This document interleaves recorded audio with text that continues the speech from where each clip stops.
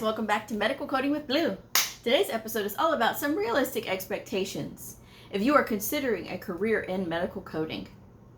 If you are brand new to my channel, welcome. I am Blue, I'm a medical coder. Okay guys, so my episodes are inspired by you all the viewers, so here is the email.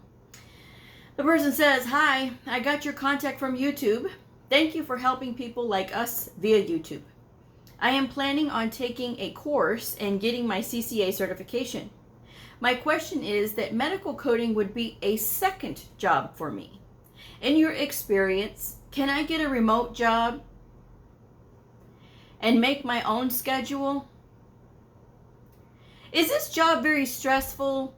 And are companies more comfortable with completing my assignments on my own time of the day or week? I'm not looking for a big salary since it would be a second job. I just want to have a lot of freedom on the job. What certification do you recommend other than the CCA? Again, thank you for your time. Is there a contact phone number for you? I promise I won't take more than 5 minutes of your time." That's a bold-faced lie. It's never 5 minutes. It's never 5 minutes to talk about this field and these questions. These questions have all been answered in my 1,300 videos now. They've all been answered repeatedly, the same thing over and over. But we're going to go ahead and talk about it again because I don't know if people are just trying to sell the field of coding and that's why they think that they can just say these things to people and, you know, make them believe that, oh yeah, you can work your own hours and work at home and just do whatever.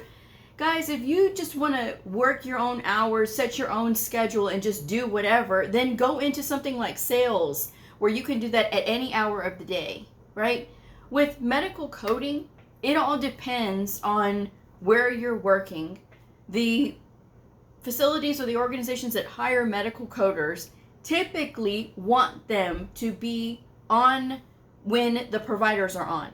Now, granted, yes, there are like contract jobs. Don't ask me about contract jobs because I don't know where to find them, okay? I'm not in that business.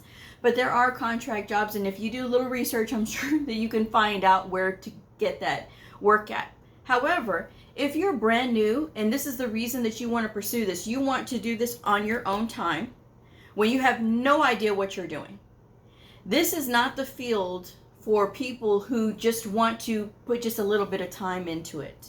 This is not a side hustle. I've said this many times, and I'm going to do a separate episode about why this is not a side hustle.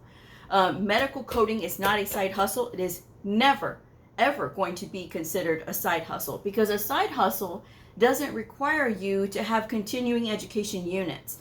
A side hustle doesn't require you to know not just one coding manual, not just 2, not just 3, but sometimes 4 different coding manuals, and each with its own rules and its own set of policies and things like that that you have to go through in order to get the appropriate codes. Then there's learning the electronic medical record, which is different for everybody because it's not the same and everybody doesn't have the same package. There's going to be some organizations that have Epic, and then another organization also has Epic, and then they're not the same thing. They may have some of the same routes, but the packages may be different, so the steps might be different. So there's a lot of different things that go into this. So if you're not willing to put in at least a year of study to begin with, just to get your foot in the door, if you are not willing to do that, this is probably not for you. Now, I don't make this video to discourage people. Quite the opposite. I'm letting you guys know what you should expect going in. Why? Because I don't have a dog in the fight. If you go and you want to pursue this or you don't want to pursue this, it makes no difference to me. I'm in my dream job. I am in my dream job. So, and I will tell you all day long that it is a great field. It is a career field that allows a lot of growth, not just professionally, but personally. There's a lot of things that you can do. There's a lot of benefits to this field. But for all of that the field gives you, you have to be willing to put just as much in. So there's a lot of things that people aren't thinking of. If you're getting into this thinking that, oh, I could just do this and set my own hours and just work whenever, and the organization is not going to care when I finish my work, like fun they will. They are going to set you on productivity standards. They're going to set you on accuracy standards. So you will have to meet a certain number of records or encounters that you're going to be coding per hour. And it's going to be different everywhere. And I've even heard of some places they don't even have a standard, which is odd, but I've heard of them. And so with that said, when we get records or when we get encounters from the provider, the sooner that we get those counters coded and sent off to the billers, or if we are the coder and the biller and we send them off to the insurance to be paid, the better off we are, because you have to do timely filing. You cannot just take forever to complete the coding portion and then getting it sent off for payment. And then what happens if it comes back because it's been denied because there's an incorrect code, there's something that's not matching up as far as like diagnosis and the procedure, or it's missing a modifier, or there's something wrong with the documentation that is just not clear, and so they need more clarification or whatever. So there's a lot of variables that go into it. So that time has to be accounted for as well. So you want to keep these turnaround times for sending out for payment and then collecting that payment.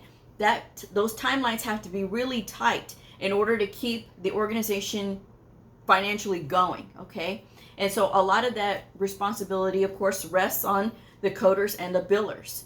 So that's just the way it is. So this whole la-la land of, oh, can I just do this on my own time? Can I finish it whenever I want to? That does not apply here. That's why I say that if you want something like that, then go into sales. Do something like that. Become an Amazon seller. I don't care. You know what I mean? Like, that's something that you can do on your own time. That's not this field. This field, health information, medical coding, medical billing, it requires you to know medical terminology, anatomy, pathophysiology. And of course, that's going to take years to build. But in that first year that you're learning all this stuff, it's going to be a lot of that foundational stuff that you're going to build your foundation on. And I always tell people who get like overwhelmed about medical terminology that all you have to learn to begin with is your prefixes, your suffixes, and your root words. Then you can piece words together. No big deal. But that's a lot in itself. And people actually run away from the field just in the beginning part when they start learning the medical terminology and the anatomy, because it's too much.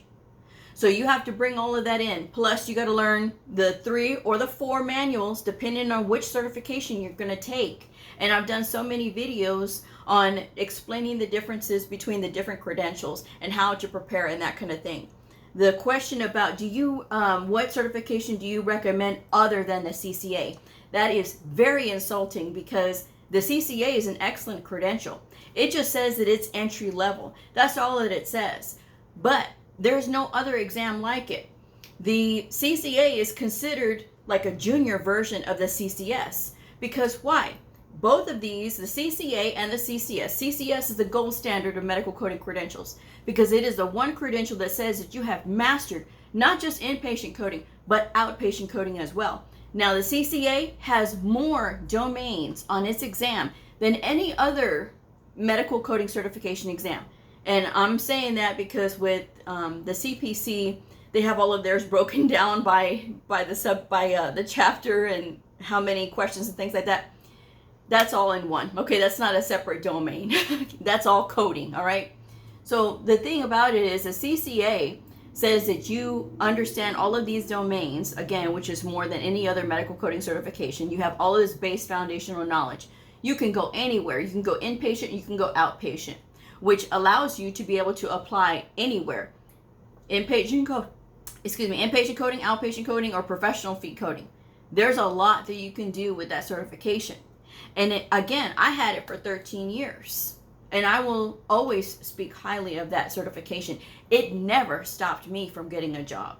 And if it did, as far as like, oh, well, we didn't accept this, didn't stop me from applying at that place And I've had instances before where I've been at conference and I had gotten my CCSP and they saw me at conference and they were like, oh, are you looking for extra work? Because, what kind of coding do you do? I said, I do orthopedic coding. And they go, oh, well, we have this wonderful opportunity. And I said, no, thank you. I said, y'all didn't want me when I was a CCA. You're not going to get me now. And they go, oh, well, we're sorry. And no. Trust me, it's all right. It's all right. But that's the long and short of it. But I've never been without because of my CCA. I have always gotten really good opportunities with my CCA. I've done a lot with my CCA. And I was very sad when I let it go. I didn't want to. And trust me, I would still have it if AHIMA allowed me. But of course they don't. Your CCA is superseded once you get a higher level certification, which in my case, the next certification that I got was the CCSP. Now I got the CCSP, the Certified Coding Specialist Physician based, because I have a lot going on in the back, and that was one of the things that I needed to change was my credential. Okay, so there's just a lot of other moving parts. But again, I would still have that CCA if I could. So to get a question like that is quite annoying. Because it's a great credential and it gives you a lot of opportunities to apply anywhere. But a lot of people don't understand that because they want to believe all these other ignorant people who don't know about the credentials, they don't know about the field, they've never had the CCA, and people who talk trash about the CCA probably can't even pass the exam to begin with. But that's a whole nother story, okay? So I'm going to leave that there. But I don't care if this is a second job for you. This is not something that you can do part-time as a brand new person. Now, if you have been able to, I'm brand new and I was able to get a part-time job as a medical coder, well, then you got very lucky. That's not the norm. Because to get on part-time, those organizations that want people part-time is because they want to be able to maximize as much productivity out of that person. Somebody who's brand new to the field, just completed a program, is going to have to learn the electronic medical record. They're going to have to learn all of these things. And then they're going to have to learn about the coding and getting up to speed, which can take 3 months, right? Just to get up to speed. And that's using the encoder, that's using all these things. Because remember, you're not using the book. And remember, you're coding from real world documents. So these real world documents are sometimes going to be missing laterality. They're going to be missing parts of the procedure, or there's going to be things that need to be clarified with the query and that kind of thing. So those are things that you have to look at when you are coding.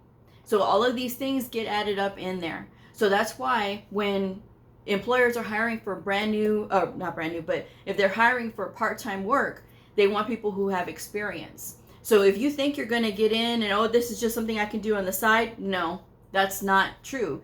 Because, again, it's going to be very few and far in between that would ever happen. And it would take somebody that was very patient and just wanting to be able to teach somebody else to be able to do something like that. But that's not the norm. If you're going to get into this, it needs to be full-time. And you really do need to be in person. This is not something that I recommend that people get into and immediately work at home remotely. It is very difficult, guys. This is not easy. And again, people say, well, you're just being negative about it, and that's not really the way it is. No, I've worked remotely twice, okay? So, but both times, of course, I had experience already. I had years of experience. Being brand new, you may be able to catch on to a few things, but there's a difference being in person versus being by yourself and trying to learn. Because again, you're still trying to learn coding and you're trying to learn the electronic health record. Well, you can't be sitting there messaging all day your lead or your supervisor trying to ask questions because you don't understand something. They have a job to do too. And to have them constantly have to stop to help you, that's not fair to them. That's why, again, a lot of employers don't want to hire new people because they know it's going to be extra time to have to sit there and train them. That's why it's better if you are in person. Now, some places will say, well, we will want you on site for 3 months and then we'll send you home. I would even feel better if people did that rather than just, okay, they're brand new at home and then they're getting the computer sent to them. And you don't know what that person is like in their home. And you don't know how they're going to have their area set up. And we have to be able to protect private health information at all times. HIPAA applies everywhere. It's not just because you're not in a hospital or in a doctor's office that HIPAA doesn't apply. If you have your computer at home, that computer at home better have that monitor facing a wall where nobody can just walk up behind you. And it doesn't matter if you have small children or if you have teenagers in the house and they go and they look at your screen. That's a HIPAA violation. And for those of you that want to get fresh and say, oh, well, they're just children, that's just too much, blah, blah, blah. This field isn't for you, because that information has to be protected at all times. These teenagers, don't think that they're not saying something or doing something, or maybe they might see somebody that they know, somebody's record or whatever. You never know. Again, it has to be protected. And you need to think about what if this was your private information? What if you went to the doctor and had something very private that you were speaking with your doctor about, and of course the doctor's putting this in their note, and then somebody at home is just, oh, willy-nilly, oh, look at this, and just sharing their screen and allowing other family members to see. So that's the thing, guys. There's a lot of responsibility that goes into protecting this health information. You cannot have people looking at your screen. It doesn't matter their age. Somebody who does not have a need to know, or somebody who's not an employee who sees that screen, you just committed a HIPAA violation.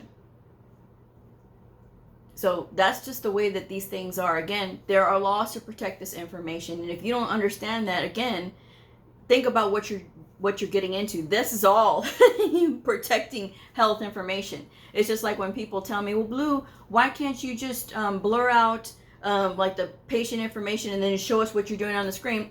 Like fun, I will. I don't think so. I will never do that, because there's always going to be somebody who can be able to unblur things, and then all of a sudden all this private information is out there. No, thank you. I love what I do too much. I can explain and I can tell y'all. I don't have to show you, okay, as far as like on my screen. Now, if you want exercises or whatever, I have that on my Patreon channel. That link is in the description box below. Every month we have a study hall. It's a live study hall on Zoom. And, if you are in the $10 and up range, then you get to get invited and you get to, ask a question during the hour and get your question explained. And then you get to hang out with other people who are also learning as well. So that's what I do. And talking through these scenarios and things like that from, just people's questions and things, that really does help a lot of medical coding students. So that's just what I would do. Okay, that's just what I do. Again, there's no need for anybody to see my screen when I'm working. Okay, I will never do that. And let's see, what else do we have here? So no, you cannot make your own schedule. It is going to be the very rare place that you're going to be able to do that. When I worked at home for a level 1 trauma hospital, when I first started working for this organization, the lady that was like the head boss, she was like a hippie. I mean, she was very cool. I mean, it was just like very laid back. It was like, okay, here we do have your productivity, we do have your accuracy standards. Kind of let us know when you're going to be on, but as long as you make your hours from Sunday to Saturday, as long as you make your hours, we don't care. And that was fine with me. I was like, okay, cool, But then after she retired, there was a big change. And so, of course, the time gets more regimented and things like that. Because sometimes if you give people too much freedom to be able to be on whenever they want to or do whatever they want to, then all of a sudden the work starts to slack off. And then there's no regular routine of getting the work in. So that's why a lot of times people don't allow that in the organizations. It really all depends on the organization. But I know when I first started, and I excelled at that, and they never had a problem with me. They never did. So, that's just something that you got to know. But that is That is the very rare occasion. That is not something that is normal, okay? And as far as working remotely your first time, I will always discourage new people from working remotely their first job out of the gate. It doesn't matter your reason, because I think that it serves you better. It serves you better, which is the thing that blows my mind, because when I'm telling people this is going to serve you much better, people still have the gall to get upset. And no, they want it their way. They want it their way. You have no idea what you're getting into. And I'm trying to prevent you from making a mistake. And still, people get upset. But, I mean, what are you going to do? What are you going to do? I just want y'all to be set up for success, okay? Like I said, I'm not here trying to sell a school. I'm not trying to sell credentials. I'm not trying to do all of that. I am trying to help you all. Okay, so a little bit more gratitude would be nice. I'm just saying. Is this job very stressful? If you try to cut corners, it is. If you don't study, not just while you're at work, but obviously off the clock, you have to be studying, because that time that you put in off the clock is what's going to help you to absorb the material a lot better when you are on the clock, and just being able to do those practices with the workbook while you're on the weekend or whatever. You know, I still make it a habit of studying 20 hours per week. There's a lot of things that I've got going on, but I still make sure that I study something, or I'm reading something, or I read the New England Journal of Medicine, or I read from all of these other things, the Merck Manual and things like that. I still make the time to sit and read those things, because the better that I can understand my providers, the better the coding is going to be. The more sophisticated the code selection. Okay, that's just something that you got to know. This is not for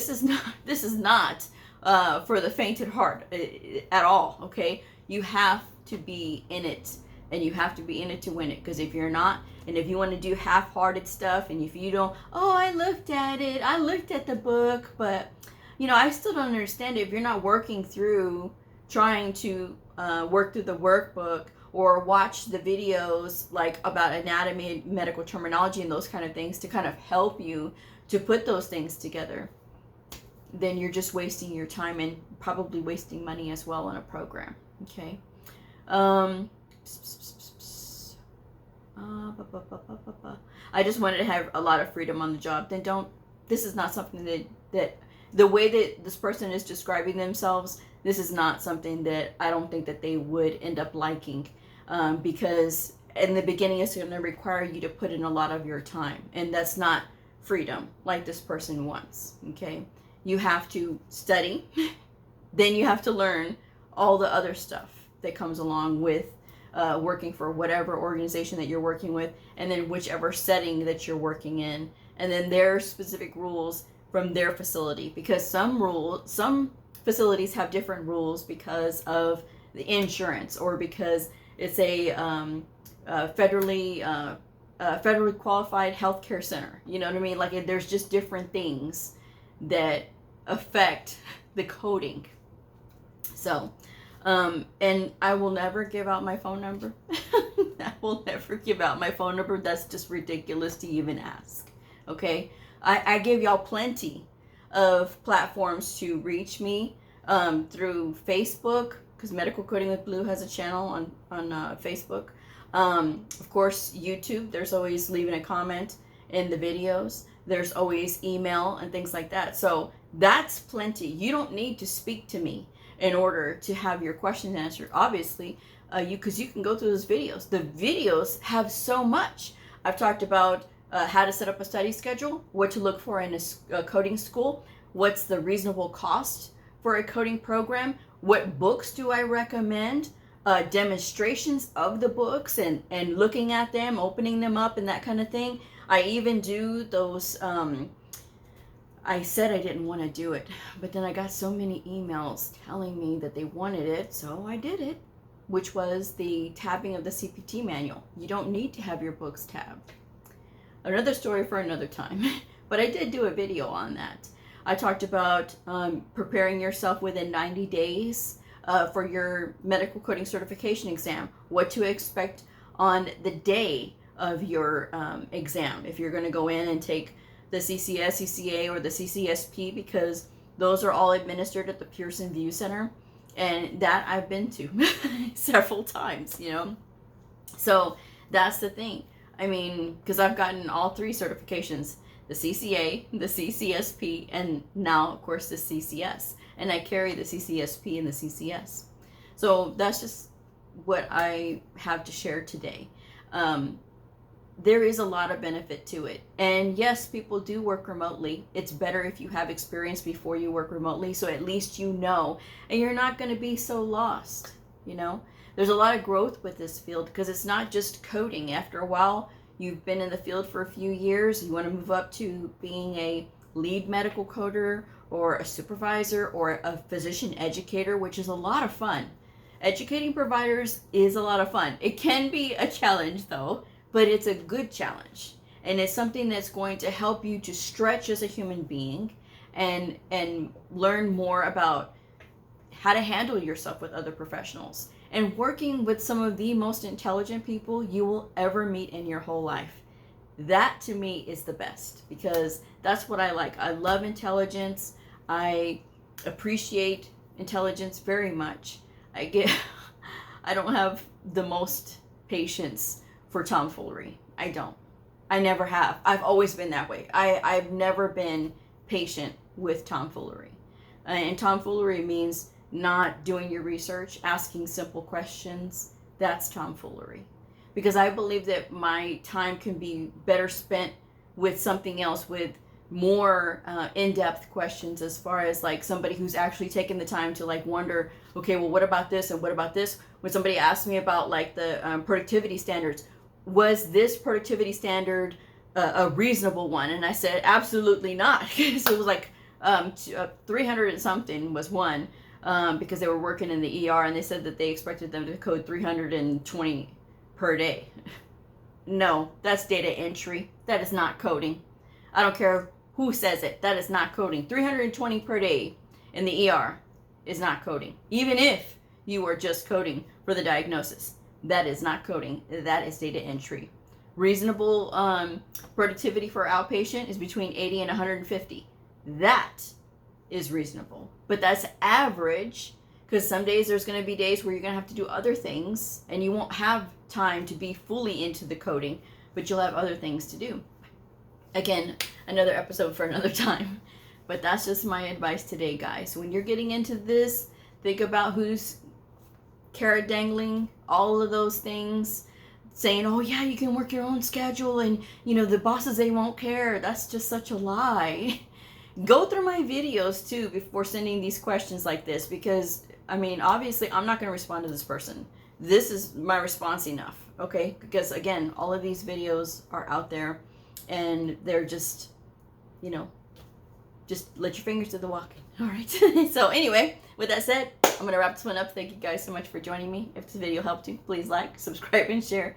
And I will see y'all next time. Bye.